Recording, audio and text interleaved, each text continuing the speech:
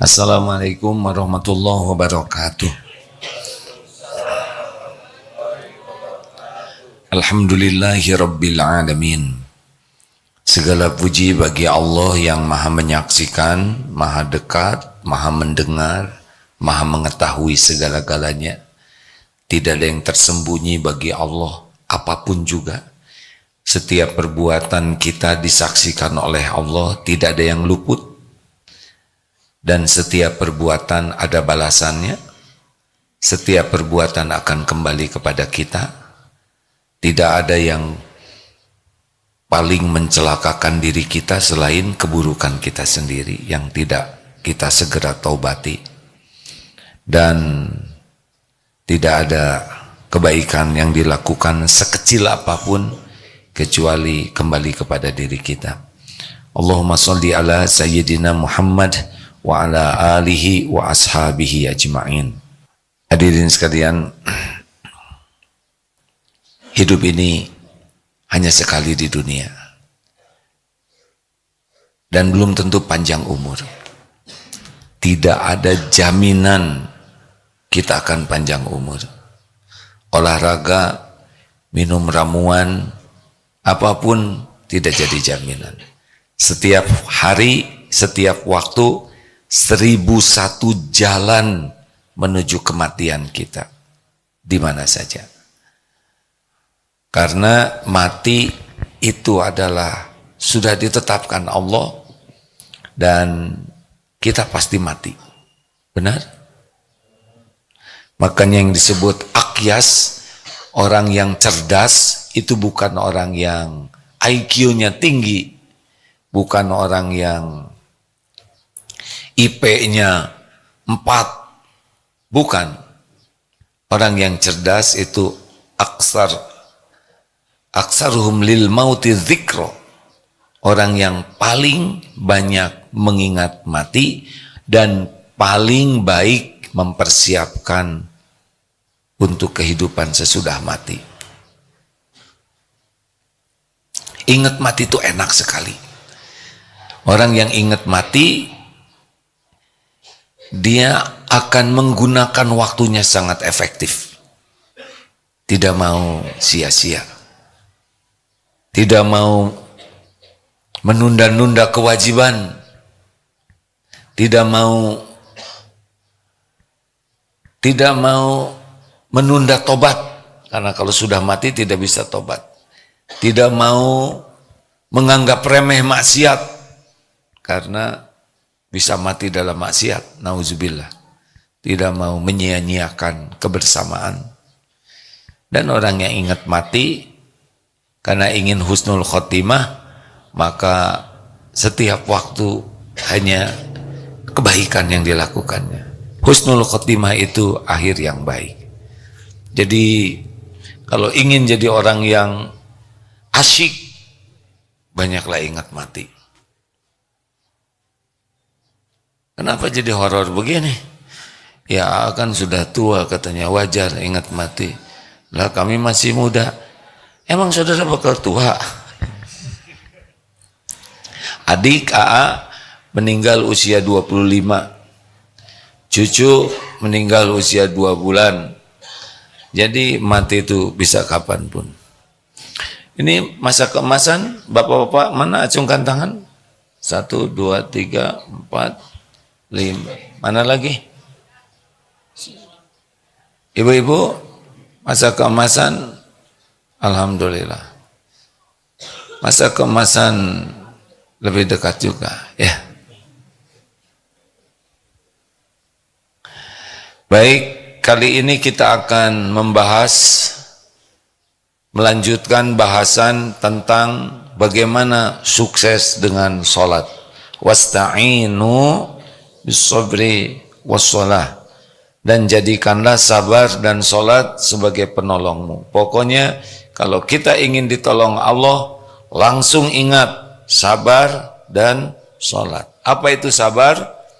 Menahan diri, mengendalikan diri dari apa yang tidak Allah sukai, dan sabar itu melakukan yang Allah sukai. Jadi orang yang sabar itu adalah orang yang bisa mengontrol dirinya. Sabar ada dalam berapa hal? 3. 1, sabar terberat apa? Sabar menjauhi maksiat. Ini yang paling berat kesabaran, karena nafsu kita tuh maunya maksiat saja. Nafsu ini maunya mau melakukan keburukan. Makanya orang yang paling sabar, yang paling bisa mengendalikan diri ketika berpeluang tergelincir berbuat maksiat. Sabar yang kedua, santri, sabar yang kedua apa? Oh, sudah tahu tapi tawadu ya. Sabar ketika taat. Sholat harus sabar, tahajud harus sabar, baca Quran harus sabar, zikir harus sabar, kalau tidak mau zikir. Sedekah harus sabar, kalau tidak lewat saja kotak infak itu. Kalaupun mengeluarkan yang paling kecil, tidak sabar. Sabar ketika taat. Imam yang bacaannya pendek biasanya lebih disukai oleh yang tidak sabar. Ramadan yang akan datang, stresnya dari sekarang. Jangan sholat di DT lah, panjang-panjang katanya. Padahal kalau kita belum hafal, tinggal nebeng dengan imam, kita kebagian pahalanya. Kalau mengerti bacaan, pasti anteng. Ada seorang ulama besar di Saudi yang begitu terkagum-kagum dan merasa terpukul ketika Ramadan. Beliau ikut sholat, pas bagian di belakang, ternyata di depan beliau itu ada seorang Indonesia pemuda yang taraweh panjang bacaannya itu tetap tegar, walaupun kakinya cuma tinggal satu. Jadi berdiri dengan kaki sebelah. Yang lain sudah rontok, beliau masih tenang. Ini luar biasa. Sabar ketika taat. Orang yang sabar itu indah. Yang ketiga, sabar menghadapi musibah. Kita lihat bagaimana kesabaran saudara-saudara kita di Palestina. Itu biasanya orang-orang yang sabar menghadapi musibah itu karena sabar ketika menjauhi maksiat dan sabar dalam taat, akibatnya ketika diberikan musibah akan lebih diringankan oleh Allah. Para ahli maksiat akan berat sekali menghadapi hidup ini. Nah, yang kedua, sholat. Sholat sudah sering kita bahas. Dampaknya orang yang bagus dalam sholat, qad aflahal mu'minuna alladzina hum fi sholatihim khashi'un. Amat sangat beruntung, qad aflaha, sukses, menang, bahagia orang yang beriman, yaitu orang yang khusyuk dalam sholatnya. Orang khusyuk itu sangat memungkinkan. Orang yang mau pinjam uang juga rata-rata khusyuk. Begini Pak, sebetulnya saya malu untuk mengungkap. Khusyuk, termasuk yang melamar. Di dalam surat Ar-Rum ayat 21. Oh, khusyuk. Ade, ada maksud apa? Saya bermaksud melamar putri Bapak. Saya khusyuk. Nggak ada orang yang melamar main-main ya. Komandan upacara khusyuk. Jadi khusyuk itu termasuk orang yang akan dapat hadiah khusyuk. Hadiah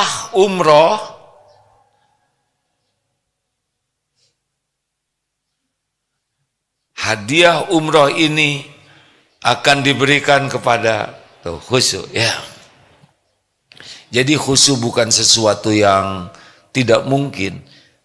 Tinggal kita serius tidak. Nah biasanya orang khusyuk itu kepada tiga hal. Satu, orang itu khusyuk ketika sangat berharap. Khusyuk, betul? Tolong dong, bantu. Nah, khusyuk dia. Atau sangat takut, itu khusyuk. Buktinya mau tahajud, jangan-jangan ada yang di belakang nih. Khusyuk kepada yang ditakuti. Krotrak, apa tuh? Khusyuk. Dan yang ketiga, khusyuk itu kalau ketemu dengan yang dicintai. Kalau orang cinta itu khusyuk kecenderungannya. Benar? Makanya kalau orang sudah harap, takut dan cintanya ke Allah, itu lebih khusyuk. Sepanjang ke Allahnya belum memiliki rasa harap hanya ke Allah, belum takut kepada Allah dan belum cinta, maka masih berat. Khusyuknya masih belang betong. Artinya ketauhidanlah yang membuat orang khusyuk. Adik-adik, tapi kali ini tidak membahas tentang sholatnya, tapi dampaknya. Seperti apa dampak orang yang sholatnya khusyuk? Satu, orang itu akan berprestasi kalau mengikuti sholat. Yang pertama, ciri khas orang yang sholatnya khusyuk, disiplin waktu. Karena tidak ada agama di dunia ini yang paling konsisten mengingatkan waktu selain Islam. Tahajud, witir, itu waktu semua tuh. Subuh, duha, duhur, asar, maghrib, isya, waktu. Maka orang yang paling berkualitas dalam hidupnya adalah orang yang paling serius tentang waktunya. Makanya orang yang sholat khusyuk itu pasti disiplin waktu. Dia tidak mau melakukan sesuatu dengan waktu yang sia-sia. Orang yang sholatnya khusyuk tidak ada buang-buang waktu, tidak ada. Ini penting nih adik-adik, karena waktu itu adalah aset tak ternilai bagi kita yang tidak bisa kembali lagi. Dan Allah bersumpah berkali-kali dengan waktu, wal asr, wal laili, wan nahar, wad duha. Jadi adik-adik yang bakal sukses, nanti lihat bagaimana menggunakan waktu. Ada kecepatan, ada percepatan. Saudara sudah tahu bedanya? Kecepatan dengan percepatan. Kalau kecepatan itu konstan, kalau percepatan itu perubahan kecepatan persatuan waktu. Jadi waktunya sama, isinya beda. Seperti tadi ya. Malamnya sama, ada yang tahajud, ada yang tidak. Nah, yang kira-kira doanya diijabah, yang mana? Yang tahajud. Yang dosanya diampuni, yang tahajud atau yang tidak? Tahajud. Waktunya sama, tapi isinya beda. Itu menentukan hidup kita. Nih sekarang, atau tadi sholat subuh. Ada yang sholat, ada yang tidak. Waktunya sama tadi, ya. Ada yang sholat sendiri, ada yang sholat jamaah. Ada yang di rumah, ada yang ke masjid. Waktunya sama. Tapi siapa yang mengisi waktunya dengan yang lebih berkualitas, jadi dia dapat kualitas. Ini saat ini nih, jam 5 sampai jam 6. Waktunya sama. Ada yang tiduran, ada yang main-main, ada yang nonton TV, ada yang main HP, ada yang jam 5 sampai jam 6 ini digunakan malah ada yang pacaran dan sebagainya. Tapi ada juga yang mencari ilmu seperti ini. Waktu sama, isi beda. Jelas? Jadi kalau ingin tahu nasib kita, mudah sekali. Bagaimana kita menggunakan waktu kita. Jadi kalau orang ingin sukses, lihat bagaimana dia menggunakan waktunya. Sederhana sekali. Dia tidak mau menyia-nyiakan waktu. Makanya disebut min husni islamil mar'i tarkuhu malayani. Kalau ingin tahu ini orang Islam ini bagus atau tidak, cirinya sederhana, tidak mau buang-buang waktu untuk yang tidak manfaat. Mau bicara, manfaat. Mau menulis, manfaat. Mau lihat sesuatu, manfaat. Pokoknya tiap waktu itu berharga, jangan diisi kecuali yang berharga. Itu pelajaran utama tentang waktu. Karena waktu tidak akan kembali lagi. Sholat subuh barusan, udah selesai itu. Seumur hidup tidak akan balik lagi. Kalau tadi sholat subuhnya ngelantur, ya sudah, kita dapat kerugian, tidak balik lagi. Jangan buang-buang waktu. On time, selalu tepat waktu. Jangan menganggap remeh tepat waktu. Kalau kita janji jam 5, jam 5. Orang belum datang, tidak ada masalah. Tidak ada ngaret dalam Islam. As-salatu ala waqtiha, salat tepat pada waktu itu di atas birrul walidain, di atas berbakti ke orang tua, dan di atas al-jihadu fi sabilillah.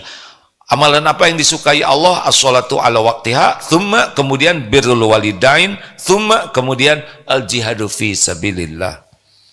Karena kepada Allah harus diutamakan. Yang paling berhak atas segala-galanya adalah Allah pencipta kita. Makanya orang-orang yang suka lalai, lambat-lambat itu tidak baik.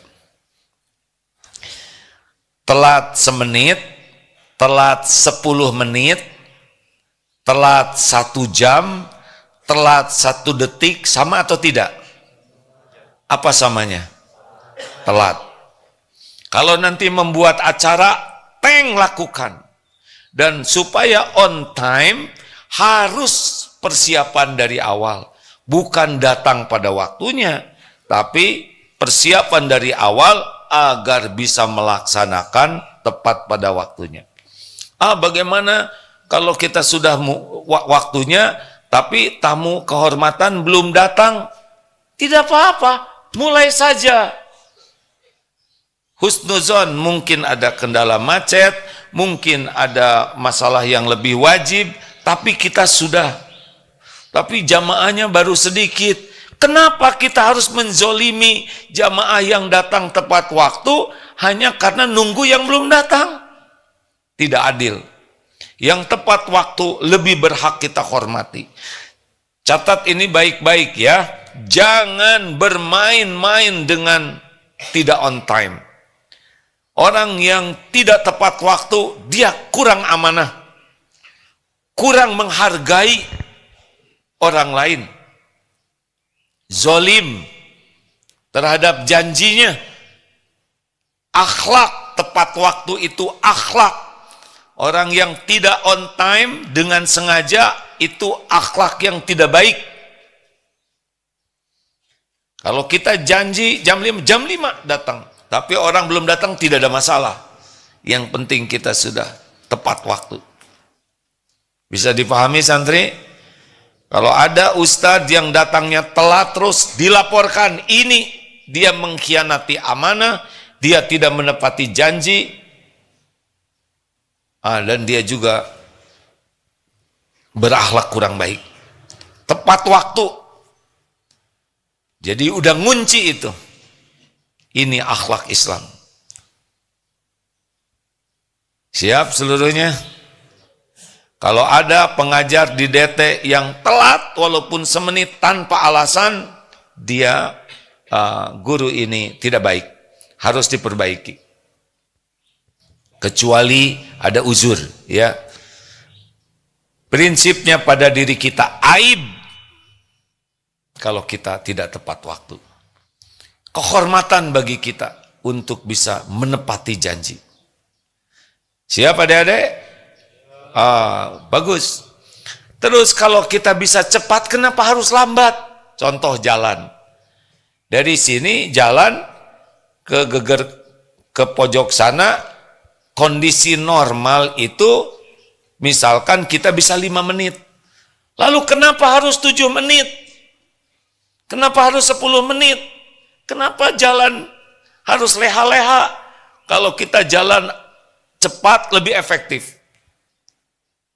Makanya dari cara bergerak, berjalan juga itu menentukan. Rasulullah SAW, kalau jalan itu seperti jalan di tempat yang turun, gesit, tangkas, proporsional tentu ya, tidak sampai tergesa-gesa, tidak sampai nabrak dan merugikan orang lain. Tapi kalau kita bisa cepat, kenapa harus lambat? Kecuali yang memang ada uzur, keterbatasan karena sakit, kaki atau apa saja. Tapi kalau kita bisa cepat, kenapa harus lambat? Setuju?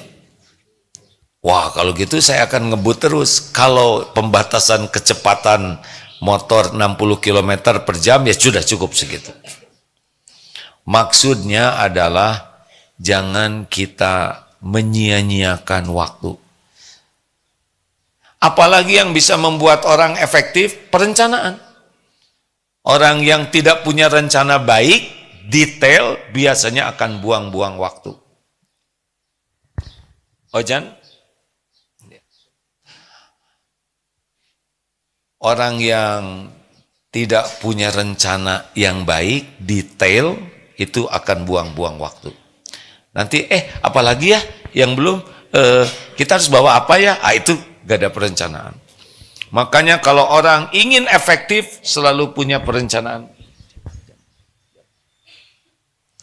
Selalu punya perencanaan yang baik dan detail. Detail, tahu detail? Apa detail ya? Rinci. Makin benar, akurat, lengkap, itu bagus.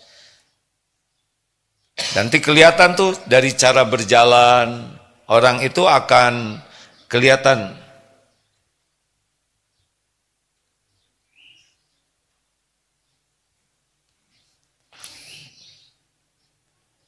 Lalu miliki perlengkapan. Karena perlengkapan itu juga separuh daripada pekerjaan kita. Silahkan buka ban mobil yang kempes tanpa peralatan. Buang waktu tidak. Pakai tangan nggak kebuka. Pakai gigi, ternyata giginya yang kebuka.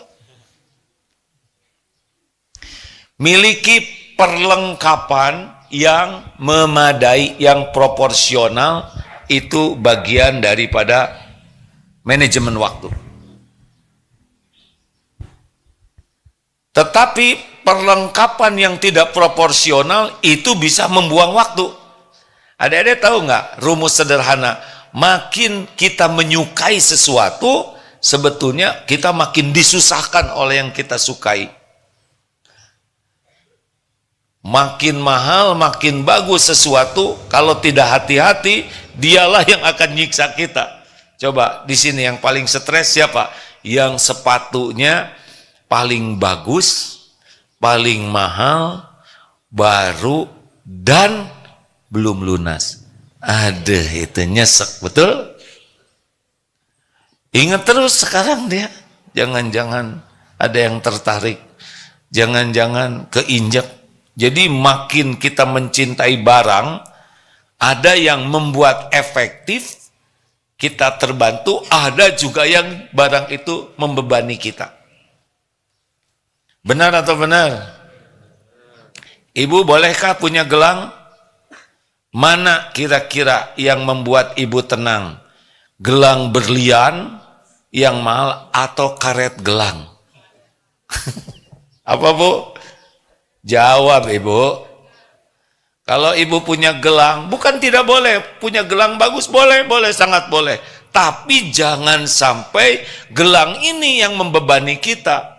Jadi tiap ketemu teman, apa kabar ya ibu-ibu sekalian? Kalau yang kasihan punya kaos kaki mahal, sedih dia.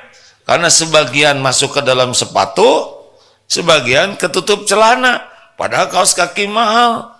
Akhirnya dia putuskan, barulah dipakai sepatunya, kaos kakinya sesudah pakai sepatu. Jadi kaos kakinya itu di luar sepatu dan celananya. Bagus kan? Seperti, saya nggak mau bicara ini ya. Seperti CD-nya Batman itu mahal, makanya nggak nyambung. Kan itu para Superman, Batman pada pakai di luar sih, CD-nya ngaco itu. Astagfirullah, sia-sia. Astagfirullahaladzim, sia-sia. Baru aja ngomong jangan sia-sia. Maaf ya, jangan ditiru, itu kesalahan. Ciri orang yang bekal sukses itu kelihatan sangat hati-hati di dalam menggunakan waktunya. Punya peralatan bagus. Beli peralatan yang manfaat itu bukan beban, bukan biaya, tapi investasi. Jadi kalau ada beli jam, ada yang belum punya jam, acungkan tangan. Nah, jam berapa sekarang? Ya, Pak. Kalau belum punya jam, ditanya jam berapa sekarang? Jam berapa sekarang? Cari, bisa 10 menit tuh. Padahal dia cuma diberi 2 menit, kalau bisa jawab, diberi hadiah umroh. Karena dia tidak bisa jawab, jadi gagal. Penyebabnya apa? Nggak punya jam. Tidak harus punya jam di sini, tapi di sini ada. Karena makin kita punya peralatan, makin efektif. Alhamdulillah. Ini peralatan ini efektif. Ini Amerika, Belanda, Australia, Afrika, ini semua menyimak, pakai peralatan ini nih. Kalau enggak, saya capek nih harus ke Amerika dulu, terus ke Afrika Selatan, terus ke Cina hanya untuk ceramah. Tapi dengan peralatan luar biasa. Tinggal yang punya peralatannya fokus atau tidak. Karena ada juga yang disetel tapi dia tidur. Ya. Nah, rekan-rekan sekalian, ini serius sekali ya penggunaan waktu. Jadi memiliki peralatan itu bukan biaya, melainkan investasi, membuat kita bisa menggunakan waktu kita lebih bagus. Apalagi yang membuat kita bisa efektif dan efisien menggunakan waktu? Terlatih. Kalau tidak terlatih, lama. Punya HP, tidak pernah belajar menggunakannya, nggak kepake, ini HP mahal juga, betul? Jadi punya peralatan, misal kita beli helikopter di Darut Tauhid untuk membantu AA ceramah, mahal helikopternya. Di sini banyak santri yang baik-baik, soleh-soleh, tapi tidak terlatih ngurus helikopter. Gimana coba akibatnya? Harus naik helikopter. Kami akan dukung. Akibatnya digotong helikopternya. Akan malu ya kan. Jadi naik helikopter digotong santri ke sana sini. Namanya helikopteran. Kan ada sisingaan. Kenapa? Karena tidak terlatih. Oleh karena itu orang-orang yang ingin efektif menggunakan waktu harus senang melatih diri. Orang tidak terlatih selain buang waktu juga berpeluang gagal dan itu nambah lagi masalahnya. Itulah sebabnya orang-orang yang tidak suka berlatih dalam hal-hal yang positif kecenderungannya buang waktu sangat banyak. Benar atau benar adik-adik? Coba lihat orang yang terlatih melakukan sesuatu dengan SOP yang benar. SOP-nya benar, dia lakukan efektif. Tapi yang tidak terlatih dan tidak disiplin dengan SOP malah buang-buang waktu. Islam tuh begitu hadirin. Apalagi yang membuat kita bisa efektif, tertib. Tertib itu efektif. BRTT itu membuat kita bisa efektif menggunakan waktu. Coba, ada yang pernah merasa kehilangan kaos kaki dalam hidup ini? Cung. Hilang semuanya, ya kan? Kok ngacung? Iya, saya juga hilang. Sebetulnya bukan hilang, kalau hilang kan gitu. Ini kita tidak tahu tempatnya. Kenapa? Karena kita tidak tertib. Betul tidak?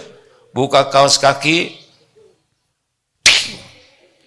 keluar lewat jendela. Pas kepala sekolah sedang mangap. Nah, jadi masalah baru. Hanya masalah kaos kaki dia bisa dikeluarkan dari sekolah. Tertib. Tertib itu diantaranya simpan sesuatu pada tempatnya. Orang yang tidak tertib bermasalah dalam hidupnya. Kan pernah ada yang mau lebaran, ini udah komplit nih, udah perencanaannya kurang bagus, kemudian tidak tertib, tidak punya sistem yang baik di dalam mau pergi. Ayo cepat nih, udah waktu pergi nih. Ayo udah bolu udah dibawa belum? Buat orang tua udah, itu pisang udah ayo, pergi aja. Sudah kira-kira mau di rest area, ada yang ketinggalan? Enggak, udah komplit. Si Dede mana? Cucunya Dede, anak bungsu ketinggalan. Balik lagi, buang waktu tidak? Belum lagi marah-marah di jalan, dan anaknya juga udah jerit-jerit kejang. Ada juga yang bawa sepeda, ngisi bensin, minum di rest area, fokus sepeda terus, lihat perhatikan sepeda. Sudah jauh, istri ketinggalan. Gaplok namanya, gagal fokus, hadirin. Begitulah orang yang tidak punya ketertiban. Berapa banyak masalah yang akan timbul. Pergi, SIM ketinggalan. Benar? Masalah tidak? Kenapa SIM ketinggalan? Tidak tertib. Harusnya kalau mau pergi itu sudah ada SOP. Tahu SOP? SOP itu yang hangat itu ya. Sudah punya standar operasi yang benar. Kalau mau pergi udah standar. Misalkan kalau saya kan sorban, dompet, HP, udah jelas. Semuanya udah ada SOP. Jadi kalau pergi itu tidak usah udah di jalan. Waduh itu ketinggalan. Ini tidak tertib. Jadi kalau udah budaya kita udah tidak bersih, tidak tertib, tidak teratur, udah pasti kita menyia-nyiakan waktu. Mau ke kelas gini. Kenapa yang lain mencatat, saudara tidak? Ketinggalan. Ada yang pegang buku. Kenapa ada tidak menulis? Pulpennya lupa. Ini nih, kayak gini nih. Hidup yang tidak tertib, yang tidak teratur, itu sumber kita membuang-buang waktu. Akibatnya waktu yang berharga tidak punya nilai tambah untuk kita. Jelas adik-adik? Perlu tidak punya jam tangan? Beli jam tangan itu pengeluaran atau investasi? Punya HP perlu tidak? Tergantung ya. HP-nya canggih atau biasa aja atau jadul? Tergantung. Sudah punya uang tidak? Jangan nyiksa diri, karena yang paling penting dari HP itu pernah dulu ya ke Korea, diundang ke pabrik HP dulu sebelum canggih seperti sekarang. Nah di pabrik HP itu ketemu dengan insinyur-insinyurnya. Nah waktu itu dilihat HP-nya tuh sederhana. Padahal dulu sudah ada kamera juga, tapi HP beliau tidak ada kameranya. Terus ditanya, Pak, kenapa Bapak pakai HP yang seperti ini? Tidak ada kameranya. Apa jawaban beliau? Karena saya perlunya hanya untuk suara, bukan untuk kamera. Dan kameranya juga belum bagus. Kita mah segala pengen, tapi nggak ngerti dan nggak bisa makainya. Yang bisa tuh adalah gayanya, ya. Ingat, makin bagus, makin mahal. Kalau tidak hati-hati, makin nyiksa. Ya, bukan tidak boleh. Kalau saudara memang punya, ya sudah. Tapi gak boleh lengket di hati. Kalau enggak nanti makan emosi, makan pikiran, makan perasaan, makan waktu yang bahaya itu.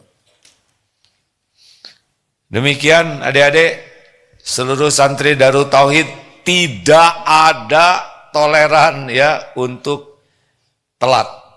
Tidak ada. Tolong santri kalau nanti didapati ada guru yang telat tanpa uzur, cirinya apa? Biasa telat terus, telat lagi, tanpa permintaan maaf, tanpa berusaha memperbaiki, segera laporkan. Ya, santri, mana suaranya santri? Kalau ada guru atau ustadz yang ngajarnya selalu telat tanpa uzur, ya, dan juga kalau telat tidak minta maaf, segera laporkan. Segera laporkan. Beliau belum layak jadi guru. Karena ngajar itu bukan masalah materi pelajaran saja, tapi keteladanan guru itu adalah pelajaran sangat penting. Ini bahasan penting ya. Apalah artinya ilmu matematik, fisika, kimia, atau ilmu apapun kalau perilakunya tidak sesuai. Kan inti dari ilmu itu adalah perilaku kita jadi baik. Kepada Allah makin taat, kepada makhluk makin manfaat. Jadi hebatnya orang berilmu, dengar, bukan dari gelarnya, bukan dari jumlah ilmunya. Hebatnya orang berilmu adalah ilmunya itu bermanfaat bagi dirinya, artinya dia bisa mengamalkan dan bermanfaat bagi orang lain. Itulah orang berilmu. Kalau ilmunya banyak tapi perilakunya tidak bagus dan tidak manfaat bagi orang lain, maaf, itu seperti keledai bawa buku. Bukunya bermanfaat tapi bagi keledai tidak ada manfaatnya selain beban. Begitu adik-adik sekalian, tidak ada main-main sama waktu. Bicara, pertimbangkan baik-baik. Manfaat atau tidak. Tidak manfaat, diam. Pertimbangkan baik-baik. Kalau mau bicara, pertimbangkan baik-baik. Kalau mau nulis, pertimbangkan baik-baik. Kalau mau lihat HP, ini manfaat tidak yang saya lihat. Semenit, 2 menit, itu ada hisabnya. Jangan main-main dengan waktu. Karena waktu akan menghakimi kita. Kalau waktu digunakan yang berharga, kita jadi manusia berharga. Waktu digunakan untuk hal yang sia-sia, kita jadi manusia sia-sia. Waktu digunakan oleh yang tidak manfaat, maksiat, sampah diri kita nanti. Ingat, setiap perbuatan kembali kepada diri kita sendiri. Ingat, kita belum tentu panjang umur. Setiap kita bernafas, 1 langkah menuju kubur. Makin dekat kita dengan kematian kita. Belum tentu panjang umur. Kita serius sekali tentang waktu ini. Setiap waktu hanya untuk yang manfaat, yang Allah sukai. Itulah orang yang cerdas. Aksarut. Bagaimana? Orang yang akyas adalah orang yang paling banyak mengingat kematian dan paling baik mempersiapkan kehidupan untuk sesudah mati. Makin jarang ingat mati, makin bodoh. Makin tidak mempersiapkan untuk kehidupan sesudah mati, mau IQ-nya setinggi apapun, itu bodoh dalam pandangan Islam. Terima kasih rekan-rekan sekalian. Sekian, subhanakallahumma bihamdik, asyhadu alla ilaha illa ant, astaghfiruka wa atubu ilaik. Assalamualaikum warahmatullahi wabarakatuh.